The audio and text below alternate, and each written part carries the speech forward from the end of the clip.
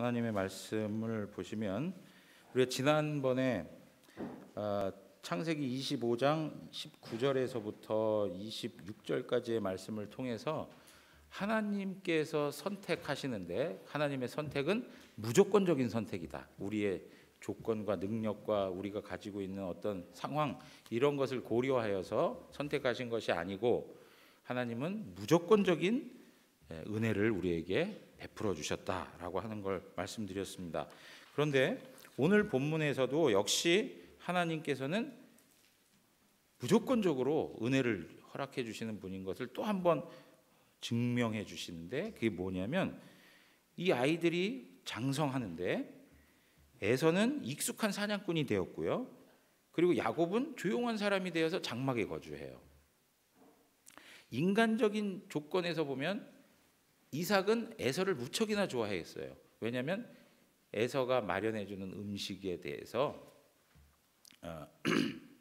즐기고 있는 그의 삶을 우리에게 엿보여주고 있어요. 그래서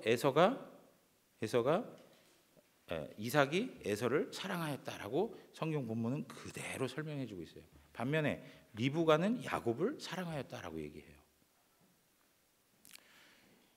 리브가가 야곱을 사랑한 이유는 뭐 조용한 성격에 집안에 머물러 있기 때문에 그런 것만은 아닐 것이고 앞에서 말씀드린 대로 리브가에게 주신 하나님의 말씀이 그에게 있어서는 하나의 소망이었고 또 하나님께서 이루실 일이라는 것을 깨닫고 있는 거죠.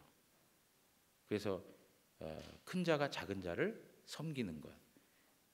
그 이삭의 상속자는 야곱이 될 것이라고 하는 것. 이것을 리브가는 마음속에 간직하고 계속 살아가는 거예요. 그래서 우리 27장에 가서 이제 야곱을 이삭이 축복하는 그 장면에서도 그 모든 것을 다 주도해가는 게 누구였습니까? 리브가였습니다. 왜냐하면 장자의 축복을 야곱이 받아야 한다라고 하는 것이죠. 이 일을 전부 실행에 옮긴 사람이 바로 리브가예요. 그러니까 리브가는 하나님께서 약속하신 말씀을 마음에 끊임없이 품고 그 아이들이 장성해가는 과정 속에서도 하나님이 야곱을 통해서 일하실 것을 바라본 겁니다. 그러니까 사랑하는 거예요. 자, 그런데 여러분 인간적으로 보면 이삭의 마음에 드는 사람은 에서예요. 그럼 당연히 이삭의 입장에서는 에서에게 장자의 축복을 하는 것이 마땅한 것이죠. 그러나 인간적인 조건과 상황이 다 맞아 들어가 있음에도 불구하고 하나님의 뜻을 거스릴 수가 없는 거죠. 하나님께서 에서는 미워하였고 야곱은 사랑하였다라고 하시는 그 뜻을 그들이 놓여 있는 상황이 어떠하더라도 하나님이 목적하고 뜻하신 바는 반드시 이루어지는 거예요. 여기에서 하나님의 절대 주권적 선택이 있음을 다시 한번 보게 되는 거죠. 그런데 여러분 우리가 생각해야 될 게 무엇이냐면 하나님의 절대 주권 속에서 하나님이 선택한 그 사람들 안에 어떤 특징이 있느냐라고 하는 거예요. 하나님께 선택받은 사람, 하나님께 선택받지 못한 사람, 그들 안에 특징이 뚜렷하게 나타나고 있다는 것이죠. 그것이 오늘 결론부터 좀 말씀을 드린다면 가치에 대한 문제예요. 가치. 하나님께 선택받은 사람은 하나님 나라의 가치가 무엇인지를 알고 사는 거예요. 그러나 그렇지 않은 사람은 하나님에 대해서 무지할 뿐더러 동시에 하나님이 우리에게 주시는 하나님의 나라에 대한 가치마저도 알지 못한다는 것이죠. 자, 오늘 29절에서 34절에 이런 말씀들이 있어요. 야곱이 죽을 쓰고 있었는데 에서가 들에서 돌아와서 매우 피곤해요. 심히 피곤하다라는 말이 29절 후반부 30절 초반에도 내가 피곤하다라고 하는 말을 하고 있습니다. 그러면서 나에게 그 붉은 것 좀 다오라고 얘기를 해요. 그러자 야곱이 그 기회를 놓치지 않습니다. 예. 여러분 앞에서 제가 말씀드렸죠. 야곱이 근성이 있다라는 게 야곱이 이 기회를 놓치지 않아요. 예. 뱃속에서부터 발꿈치를 잡고 내가 나올지언 내가 태어나고 있는 야곱이 태어나는데 그 자체가 뭡니까? 정말 근성 있는 사람의 모습을 보여주고 있는 거거든요. 그냥 조용하게 유약한 사람이 아니에요. 제가 보니까 오늘날로 말하면 B형 남자가 아닌가 하는 네. 보니까 B형 남자들을 다 좋게 얘기 안 하시더라고요. 제가 보니까. 그리고 오죽하면 영화 제목으로 그런 게 나오겠어요. B형 남자 길들이기 뭐 이런 거. 네? B형들 기분 나쁘시죠? 네? 저도 B형이에요. 네, 저도 B형이에요. 네, 근데 제가 나중에 알았는데 더 안 좋은 건 AB형이래요. 네? AB형. 제 아내가 AB형이에요. 네, 네. 여러분, 하여튼 야곱이 이렇게 근성이 있는 사람이 근성. 네. 그래서 이 근성을 가지고 정말 자기에게 중요한 게 무엇인지를 아는 거예요. 아브라함, 이삭의 대를 이어서 하나님께서 완성해 가시는 이 하나님 나라에 대한 가치가 무엇인지를 너무 잘 알고 있는 거예요. 그러니까 그 장자권, 그 상속권을 나에게 파십시오라고 얘기를 해요. 그런데 에서는 어떻습니까? 32절에 우리 한번 다 같이 읽어보겠습니다. 다 같이 읽습니다. 에서가 이르되 내가 죽게 되었으니 이 장자의 명분이 내게 무엇이 유익하리요? 예. 여러분, 이 장자의 명분이 무엇이 유익하냐? 내가 죽겠는데 이따위 장자의 명분이 뭐가 필요하단 말인가? 내가 살고 나서야 장자의 명분도 필요한 거지. 내가 죽는 마당에 무슨 장자의 명분이 필요해? 여러분, 우리 그런 얘기 하는 거 많이 들어보지 않아요? 네? 여러분, 고대 사회에서 이 장자권은 매우 중요한 가치를 가지고 있어요. 앞에서도 말씀드렸지만 모든 씨족의 우두머리, 모든 가족의 머리가 되는 게 장자예요. 그 장자는 그 가족의, 그 씨족의 교사요, 재판장이요, 그 장군이요, 그리고 제사장, 적인 의미까지 다 포함하고 있는 거예요.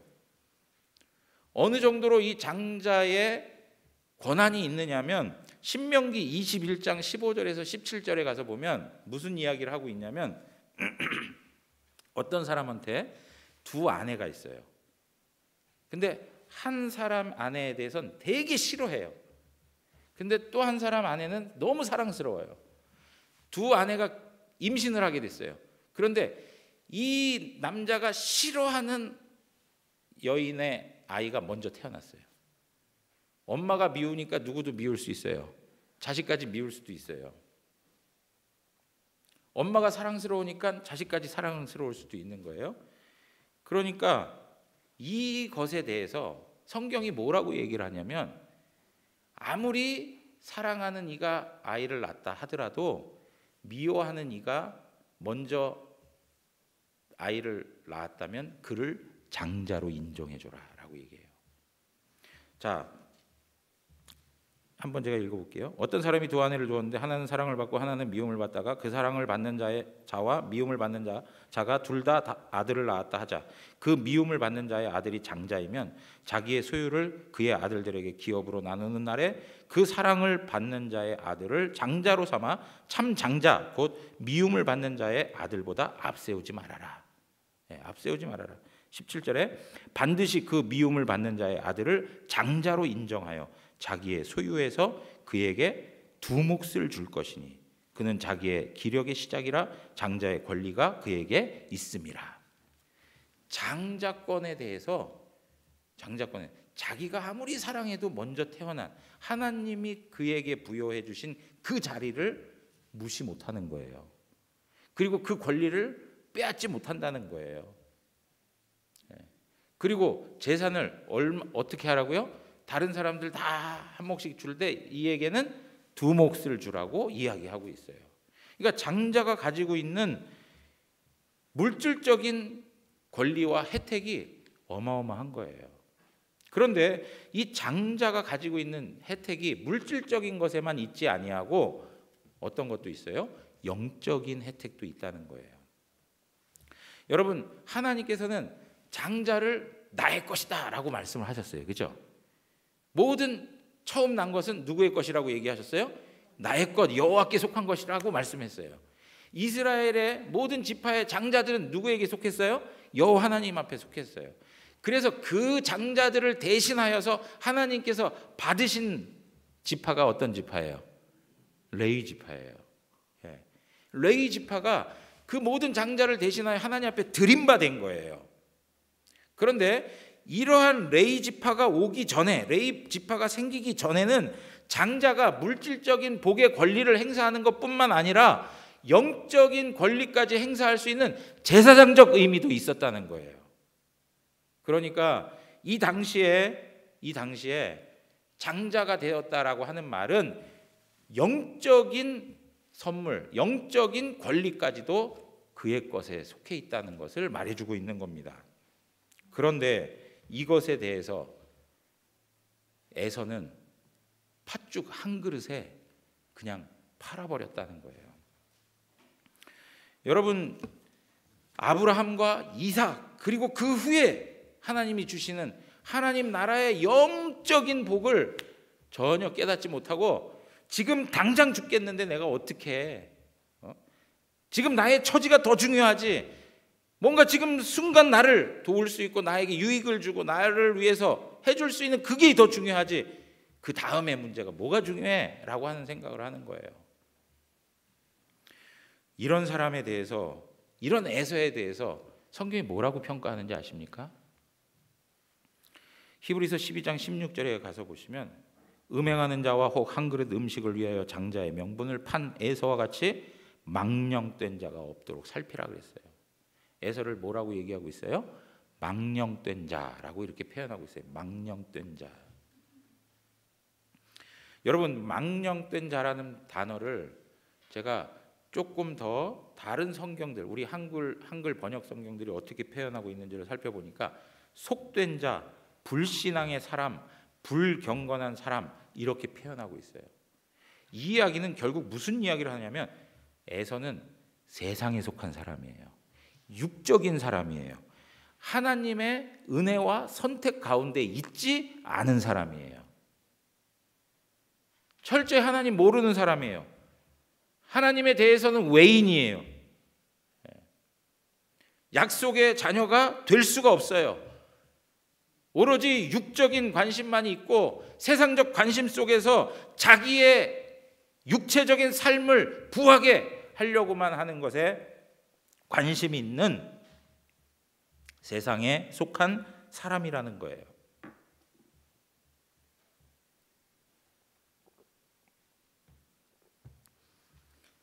반대로 야곱은 어떻습니까? 야곱은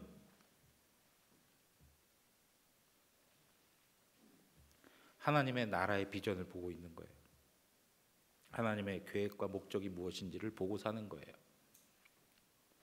자기 인생을 통해서 하나님의 나라가 이루어지기를 소망하고 있는 거예요.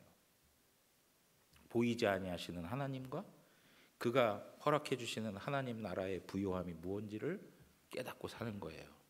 그러니까 그 순간에도 그 하나님 나라의 가치를 자기의 것으로 삼으려고 하는 거예요. 이 사람은 바로 하나님이 선택한 사람이에요. 하나님께 속한 사람이에요. 영적인 사람이 갖는 사람의 모습인 거죠. 여러분, 하나님께서는요, 우리의 삶의 과정을 통해서 우리가 어떤 사람인지를 드러내세요. 우리 내면에 가지고 있는 그 무엇, 우리 내면에 어떤 것이 숨겨져 있어요. 그런데 그 숨겨져 있는 그것을 삶의 과정을 통해서 드러내세요. 그걸 우리는 좀 우리말로 하자면 시험이라고 하는 거예요. 하나님께서 우리를 시험해 가세요. 그래서 그 사람 속에 무엇이 있는지를 드러내시는 거예요. 여러분, 우리가 평범할 때는 다 몰라요. 전부 하나님 이름을 불러요. 하나님 앞에 나와 엎드려 예배해요. 그런데 어떠한 문제가 생겨나고 고난이 있고 어려운 문제가 생겨나고 그리고 믿음으로 반응해야 되는 어떤 사건들이 딱 다가오게 되면 어떤 사람은 전혀 믿음이 작동이 되지 않아요. 철저히 세상적이고 철저히 인간 중심적인 방법들을 취하기 마련이에요. 하나님께서는 이러한 과정을 통해서 우리의 삶에 다가오는 많은 일들을 통해서 우리의 마음속에 무엇이 담겨 있는지를 확인하기를 원하세요. 여러분, 믿지 않는 분들에게도 하나님 그런 일들을 행하시는 거예요. 여러분, 제가 어제도 믿지 않는 분들 같이 함께 여행을 하고 했지만 만나서 대화하고 복음을 전해요. 그분들에게 있어서 이게 하나님의 초청이에요. 그분들의 삶에 있어서 하나님께서 특별히 허락해 주신 상황이요, 그들의 내면에 있는 것을 드러낼 수 있는 기회를 하나님이 주신 거예요. 그런데 여전히 그런 초청이 있음에도 불구하고 그 하나님을 거부해요. 하나님에 대한 가치를 인정하지 않아요. 어제도 제가 한 분하고 계속 대화하면서 이야기하시는데 죽은 다음에 무슨 내세가 있습니까? 죽으면 끝이지. 그리고 또 그분의 마음속에서 어느 날 교회를 좀 가고 싶었는데 그래서 그 주변에 있는 교회 새벽인가 아침에 일찍 한번 찾아 나서가지고 문을 살짝 열었는데 어떤 분이 막 나오길래 깜짝 놀라가지고 문을 닫고 막 나왔는데 마치 자기를 바라보는 게 자기를 도둑으로 생각하고 막 쫓아오는 것 같더라는 거예요. 그래서 그 다음부터는 내가 절대 교회 가지 않겠다 이러고 아예 딱 교회에 대한 마음을 닫았다는 거죠. 여러분, 우리 교회 새벽 예배하는데 누가 와서 문 싹 열어본다고 하면 이 사람이 도둑이다 하고 해가지고 막 나가가지고 도둑처럼 몰아갈 사람이 누가 있겠습니까? 그런 상황에 직면했는데 그걸 자기 해석으로 그렇게 인정하는 거예요. 여러분, 어떤 상황에 직면했을 때 그 사람 마음속에 무엇이 있는가를 하나님이 들춰내시는 거예요.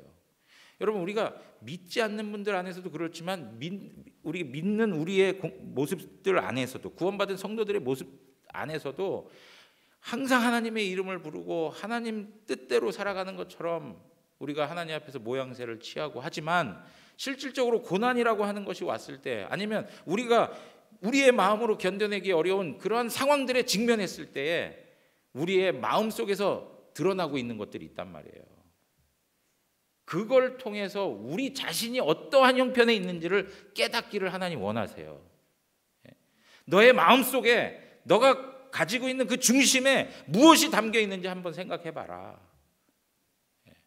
우리의 영적인 수준과 상태를 그대로 다 보여줄 수 있는 그러한 상황을 통해서 하나님께서 우리를 깨닫게 하시는 일들이 얼마나 많습니까? 여러분, 지금 에서가 바로 이러한 국면에 놓여 있는 거예요. 정말 배가 고파요. 너무나도 허기졌어요. 피곤할 대로 다 피곤해가지고 완전히 쓰러질 지경이에요. 그에게 있어서 당장 중요한 것은 그를 회복시켜 줄 수 있는 음식물이라는 거 다 인정해요. 음식을 요구한다는 것 자체가 나쁘지 않아요. 그에게 있어서 필요한 것은 음식을 먹는 것, 당연한 일일 수 있는 거예요. 그걸 나쁘다고 하는 게 아니죠. 근데 문제가 뭐예요? 자기 체면을 걸면서 자기는 그것이 아니면 죽을 것 같다는 거예요. 여러분, 하루 종일 밖에 나가서 사냥을 하고 하는 틈에 먹지 못했어요. 허기졌어요. 정말로 피곤해요. 그럼에도 불구하고 그 팥죽 한 그릇 당장 못 먹는다고 죽을까요? 그렇게 사냥을 좋아하고 그렇게 건장하고 그렇게 나가서 용감하게 자기 할 일을 하고 다니는 그런 에서가 그 팥죽 한 그릇 잠깐 못 먹었다고 해서 한두 시간 못 먹었다고 해가지고 죽을까요? 그렇지 않아요. 그런데 여러분, 사단은 끊임없이 그런 거에 우리의 마음을 거짓되게 만들어 가잖아요. 우리 자신에 대해서 제대로 평가를 못 내리게 해요. 영적 분별력이 없게 해요. 그래가지고 자기의 삶에 있어서 자기가 제일 어려운 것처럼 생각하게 만들어요. 여러분, 우리 모두 다가 그래요. 다른 사람의 문제는 가볍게 보여요. 근데 내 문제가 중요해. 내 문제는 제일 심각해. 그러니까 뭐예요? 내가 지금 죽겠는데 이따위 장자권이 뭐가 필요하냐 이거예요. 지금 당장 쓸모없는 이 장자권이 뭐가 필요하냐 이거죠. 여러분, 오늘날 시대에는 굉장히 실용성이 강조되는 시대예요. 뭔가 기능해야 되는 거예요. 나의 유익을 위해서, 나의 좋은 상황을 만들어주기 위해서 뭔가가 작동해야만 되는 거예요. 나에게 도움이 되거나 유익이 되지 않는 그러한 방편으로 된다면 그건 쓸모없는 거예요. 쓰레기통에 넣어야 되는 거예요. 여러분, 지금 에서는 장자권이라는 것을 가지고 있었음에도 불구하고, 하나님의 엄청난 축복의 자리에 있었음에도 불구하고 그것을 쓰레기 취급해버리는 거예요. 지금 왜요? 지금 당장 가치가 없어요. 장자권이 나한테 밥을 먹여줍니까? 물 한 모금을 마시게 해줘요? 아니에요. 아무런 유익을 주는 게 없어요. 여러분, 우리의 삶에 있어서 우리가 경험되어져 가는 삶의 모습에 이러한 일들을 계속 만난단 말이에요. 너무 피곤하고 너무 지치고 짜증나고. 그런데 내가 믿는 하나님, 그리고 그분을 향한 믿음이 과연 내 삶에 있어서 그 문제를 해결하기 위해서 작동해 주느냐? 작동하질 않아요. 하나님은 아무 소리도 안 해. 하나님 앞에 부르짖고 간구하고 은혜를 구한들 하나님께서 내 속 시원한 대로 해결해 주는 적이 별로 없어요. 그러니까 어떻게 해요? 오늘 말라기 3장 새벽 예배 때 말씀 나눴는데, 말라기 3장에서 뭐라고 그러냐면, 하나님을 섬긴 게 무슨 유익이 있습니까? 그래요, 백성들이. 하나님 말씀대로 사는 게 무슨 유익이 있습니까?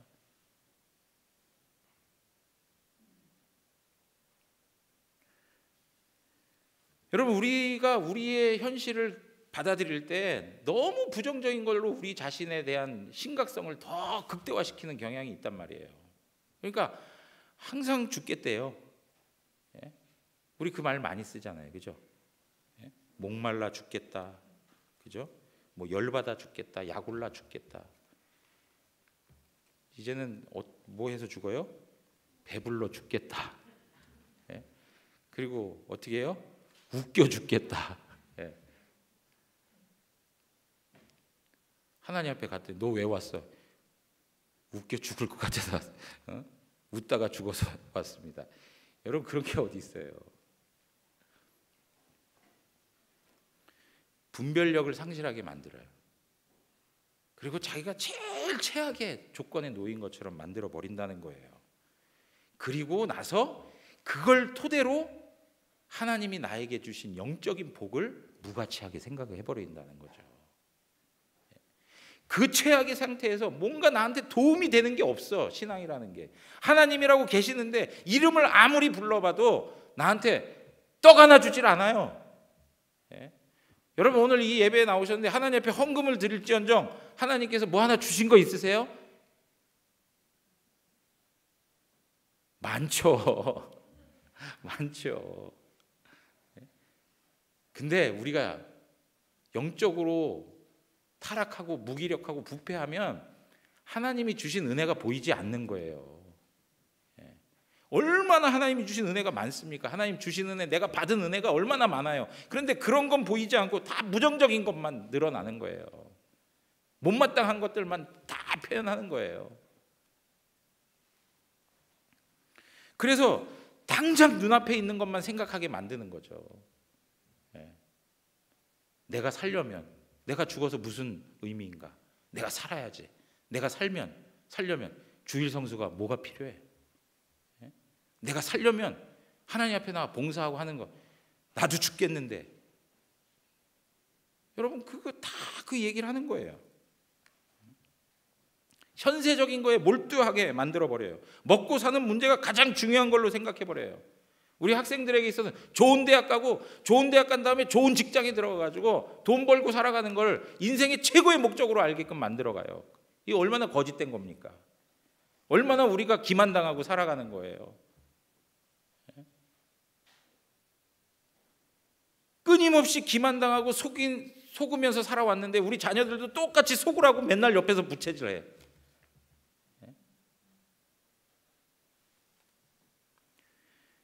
지금 유익하지 않으면 다 무가치하게 생각하는 이 현 시대의 사고 체계, 거기에 우리도 파묻혀서 살아가고 있는 거예요. 보이지 아니하는 영적 가치에 대해서, 정신적 가치에 대해서 소중히 여기질 않아요. 여러분 오늘날 보십시오. 순수 학문을 하는 분들, 순수 예술을 하는 분들, 배고파서 그 자리에서 다 떠나는 추세가 얼마나 많습니까? 그 모든 환경을 딛고 자기에게 준 사명에 따라 순수 예술을 하고 났더니 언제 알아줘요? 예? 다 죽은 다음에 고생은 고생대로 다 하고 나서, 예? 그런 학문, 그런 예술이 밥을 먹여주냐 뭘 하냐, 집어쳐라. 여러분 이게 우리가 가지고 있는 사고예요. 그러니까 정신적 가치는 점점 사라져가고 사회가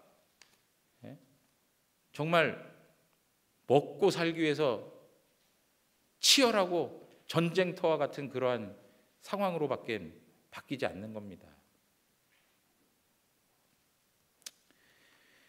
사랑하는 성도 여러분, 오늘 하나님께서 우리에게 주신 장자권이 있어요. 그 첫째가 뭐냐면, 제가 오늘 그 나눠드린 프린트물에는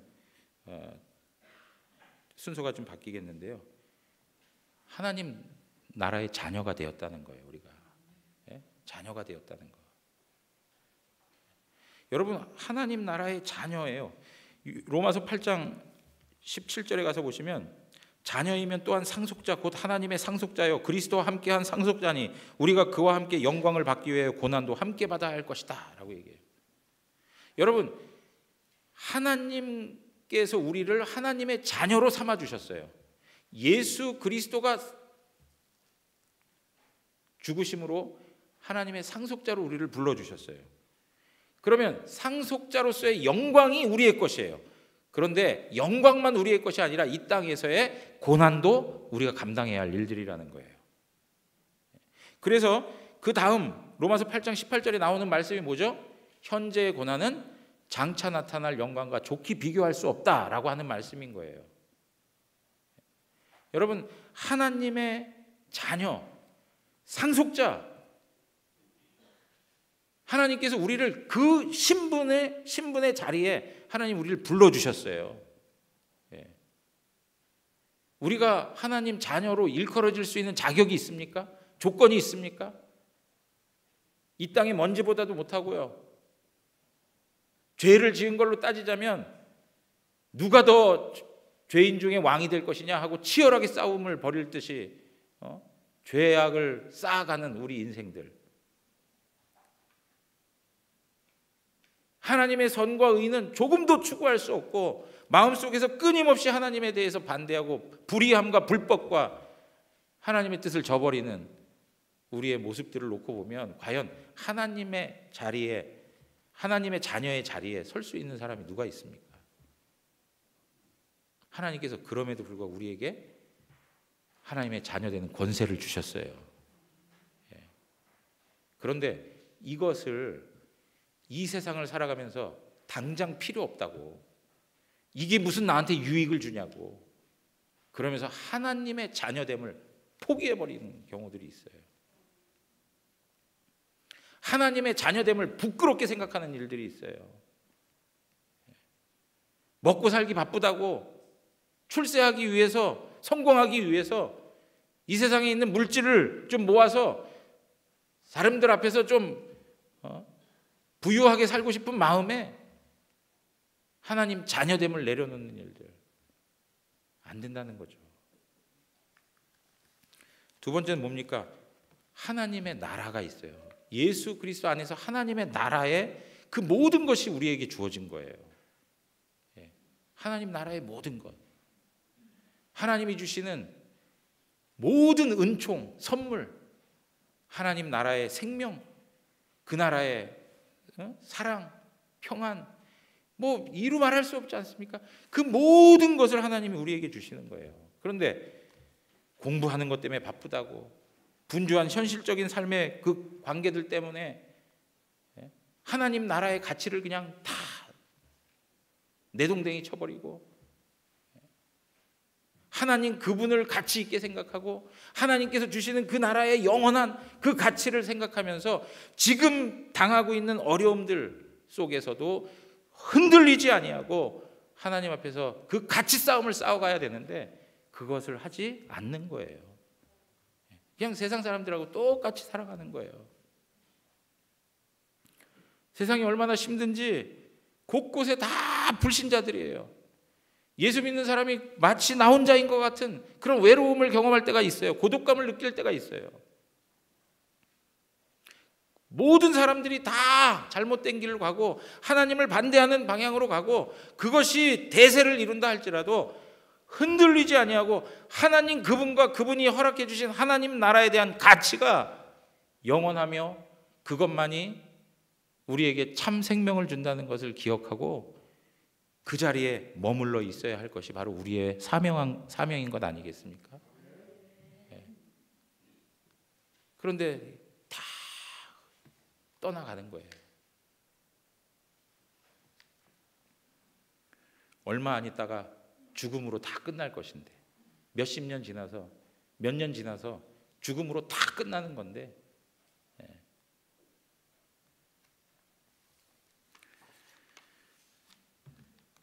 하나님 자녀로서의 거룩함, 하나님 나라의 그 풍성한 은혜들, 여러분 이러한 모든 것들을 정말 가치 있게 여겨야 되는 거예요. 그런데 저는 한 가지 더 생각해 보았습니다. 이 장자의 직분이에요. 장자권이라는 건 결국 장자의 직분을 말하는 거예요. 여러분 하나님이 우리를 자녀로 불러주신 것뿐만 아니라 야곱이 그 장자권을 가지려고 한 데에는 아브라함과 이삭을 이어서 자기 자신이 하나님 나라의 상속자로서 하나님 나라를 완성시키기 위한 도구로 쓰임받기를 원하는 거예요. 언약의 통로로 쓰임받기를 원하는 거예요. 여러분 하나님께서 장자권을 주셨다는 건 하나의 직분이에요. 여러분 우리에게도 하나님께서 교회를 세워가기 위해서 직분을 주셨어요. 그런데 하나님이 우리에게 직분을 맡기면서 너희가 오로지 나한테만 봉사하고 섬기고 교회를 위해서 헌신해라 그것만을 말씀하시는 게 아니에요. 그 직분을 통해서 하나님은 우리에게 복을 주시기 원하세요. 예? 여러분 하나님께서 우리에게 주신 직분들이 있어요. 목사로서, 장로로서, 안수집사로서, 권사로서, 다양한 사역의 현장에 교사로서, 구역장으로서, 찬양대원으로서, 방송실에서 섬기는 일들로 하나님께서 부여해 주신 하나님의 교회를 세우고 하나님 나라를 위해서 우리에게 맡겨주신 삶의 자리가 있어요. 그런데 그러한 자리를 가치 있게 생각하지 않아요. 그러한 자리를 소중하게 생각하지 않아요. 삶을 살다 보니까 너무나도 피곤해요. 그리고 힘들어요. 막 쓰러질 것 같아요. 너무나도 공고하고 힘들어서 막 간염에 걸리고 막 병원에 입원해야 될 것 같은 그런 현실에 놓여요. 그러면 여러분들 제일 먼저 정리하는 게 뭡니까? 예? 목사님 저 이거 못하겠어요. 내가 너무 바빠요. 내가 너무 힘들어요. 제가 지금 그거 할 때가 아니에요. 여러분 하나님께서 하나님의 교회를 세우기 위해서 하나님 나라를 위해서 하나님 우리에게 직분의 자리를 허락해 주신 것, 그 삶의 자리를 허락해 주신 것, 이것을 가치 있게 여기셔야 돼요. 할 만할 때 하고 하지 못할 상황이 되면 안 하고, 기분 좋으면 하고 기분 꿀꿀하면 안 하고, 학교에서 직장에서 바쁜 일 있으면 못하고 바쁜 일 없으면 하고.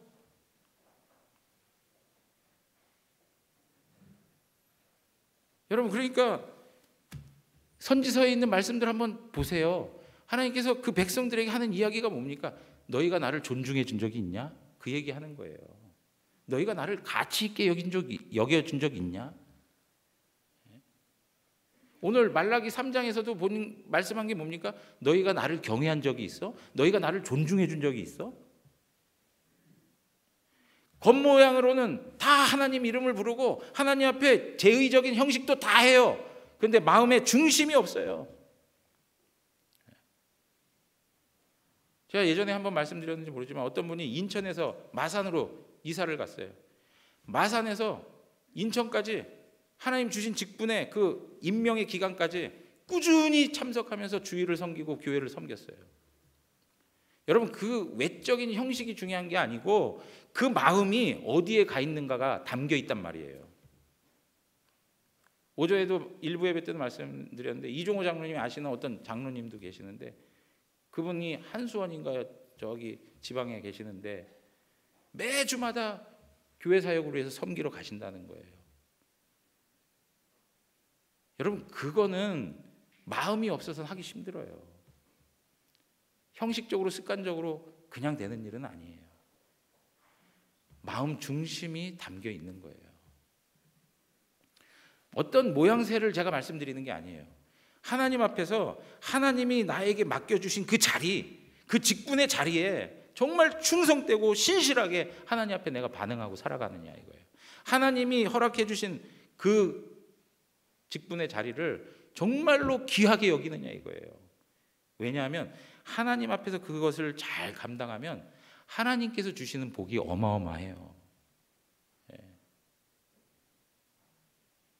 목사의 입장에서 제가 여러분들에게 끊임없이 그 자리를 지키시라고 하고 그 자리에 대해서 마음을 두고 헌신하시라고 하는 이유는 다른 거 아니에요. 여러분들 고달프게 하기 위해서 그러는 거 아니에요.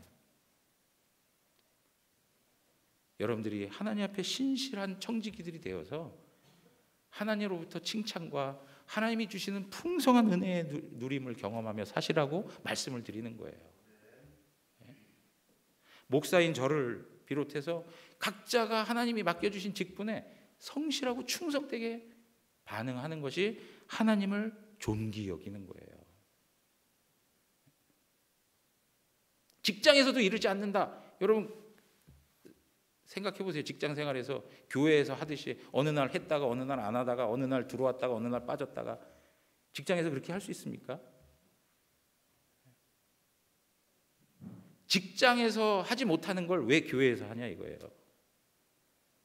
하나님의 존귀하심과 하나님 그분의 권세와 그분의 위엄 앞에서 우리가 정말로 하나님 앞에 어떻게 반응하고 있는가를 살펴봐야 된단 말이죠.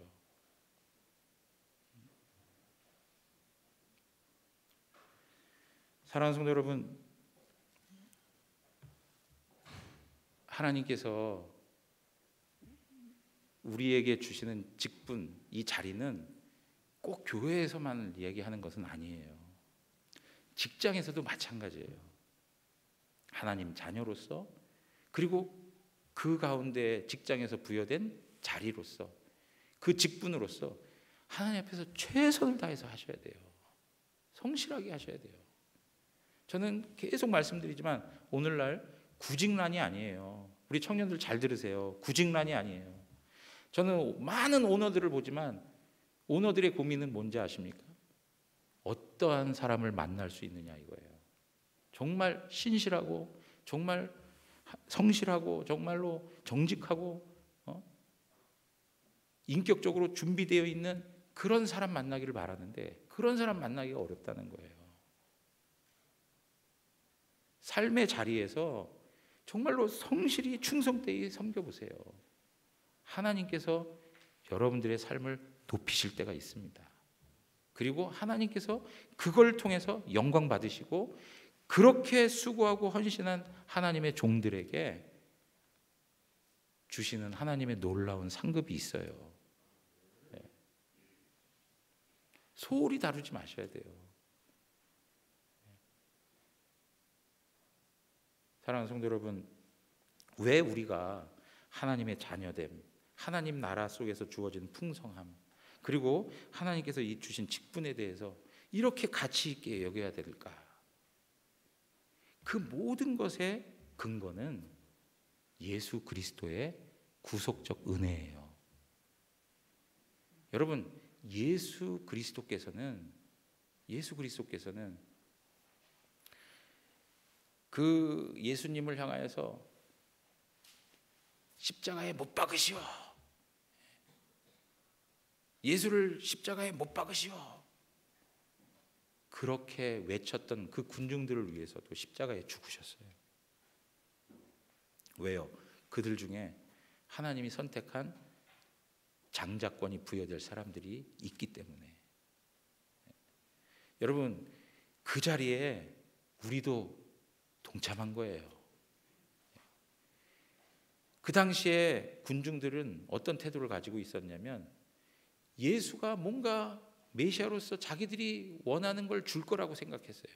자기들에게 분명히 유익되게 하는 뭔가를 허락해 줄 거라고 기대를 했어요. 그런데 그렇게 기대했던 메시아가 아무 힘없이 붙잡혀서 고난당하고 십자가에 재판을 받는 이러한 과정들을 보니까 이 사람한테는 더 이상 기대할 게 없다는 거예요. 이 사람 안에서는 도무지 얻어낼 게 없다는 거예요. 우리한테 유익이 될 게 하나도 없다는 거예요. 그러니까 예수를 십자가에 못 박으시오 하고 외친 거예요. 근데 반대로 바라바를 놔줘, 바라바를 놓아주시오 했던 이유는 뭘까요? 그래도 예수보다는 바라바는 자신들의 민족 독립을 위해서 뭔가 띄워줄 수 있는 사람이라고 하는 생각을 하고 있는 거예요. 여러분, 그렇게 예수 그리스도가 아무 유익이 없다고 소리를 지르면서 십자가에 못 박으라고 했던 것이 바로 우리 자신인 거예요. 그런데 예수님께서는 그렇게 싫어하고 그렇게 반대하고 그렇게 예수를 십자가에 못 박으라고 핍박했던 우리를 위해서, 우리로 하여금 하나님께서 허락해 주시는 장자권을 회복하기 위해서, 그 죄로 말미암아 완전히 팔려갔던 그 상속권, 장자권을 회복시켜 주시기 위해서 십자가에 죽으셨다는 거죠. 십자가의 죽으심으로 우리의 팔렸던 장자권을 사셔서 우리에게 허락해 주신 거예요. 그런데 어떻게 우리가 이 장자권에 대한 것을 에서처럼 소홀히 여길 수 있겠냔 말이에요. 하나님의 엄청난 사랑과 하나님의 엄청난 은혜가 우리에게 담겨 있는데 우리가 어떻게 팥죽 한 그릇에 우리의 영혼을 팔고 하나님 그분의 가치를 팔아 넘길 수 있겠냐 말이죠. 우리는 그렇게 부름을 받은 사람들이 아니에요. 우리는 하나님의 사랑과 은혜를 풍성히 받은 하나님 앞에 정말로 말로 표현할 수 없는 감격이 있어야만 하는 하나님의 자녀들인 것이죠. 사랑하는 성도 여러분, 오늘 우리가 에서처럼 하나님 앞에 서 있지 않다는 것을 기억하십시오. 우리는 야곱처럼 하나님이 선택해 주신 사랑받는 자녀입니다. 그리고 하나님께서 우리에게 하나님의 영원한 나라를 다 허락해 주십니다. 그것을 소유하고 살아가는 성도로서 하나님 앞에서 그 지위에 합당한 그러한 삶을 온전히 살아가는 우리가 되기를 주님의 이름으로 축원합니다. 다 같이 일어나시겠습니다.